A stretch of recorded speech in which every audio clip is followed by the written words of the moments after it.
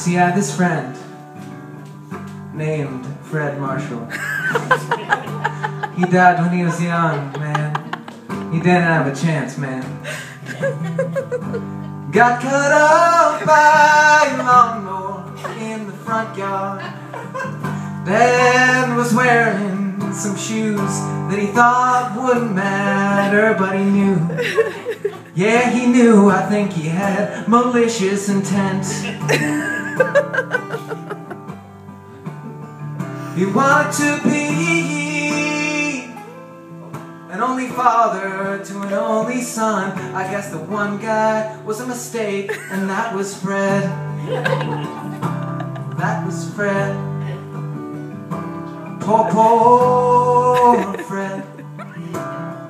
Aren't you proud, Jim? What have you done?